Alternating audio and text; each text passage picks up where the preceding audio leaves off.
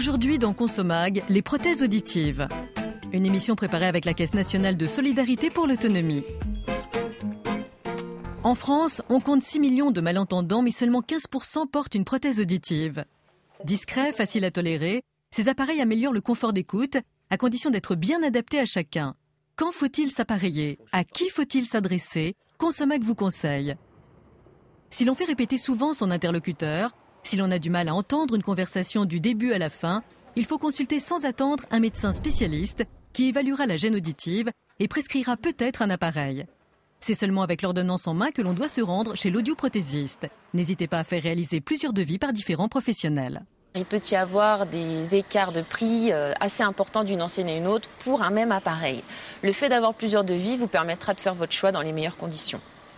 Pendant l'entretien avec l'audioprothésiste, il est bien important d'identifier ses besoins réels en matière d'audition afin de choisir l'appareil qui vous offrira le meilleur confort d'écoute. N'hésitez pas à détailler vos activités quotidiennes et une fois l'audioprothèse choisie, le professionnel effectuera les réglages et vous en expliquera le fonctionnement. On ne peut pas choisir d'emblée son appareil car de nombreux modèles existent. On va faire des essais en cabine. Ces essais en cabine vont nous permettre de vérifier l'efficacité immédiate.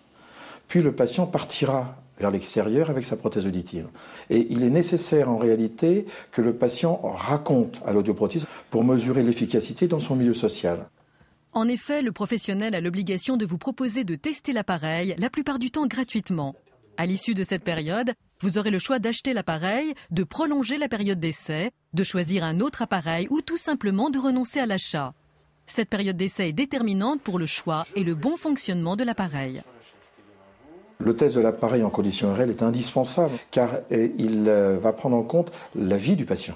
Le patient va revenir avec une expérience, des informations à nous donner. Ces informations, c'est le rôle de l'audioprothésiste, c'est de les traduire dans des réglages. Un certain nombre de paramètres doivent être pris en compte. L'âge du patient, l'efficacité attendue, les distorsions de son oreille interne, l'ancienneté de sa perte qui est un élément capital, l'environnement, ses besoins. Jusqu'au moment où le patient dit « je suis satisfait, je préfère qu'on touche rien ».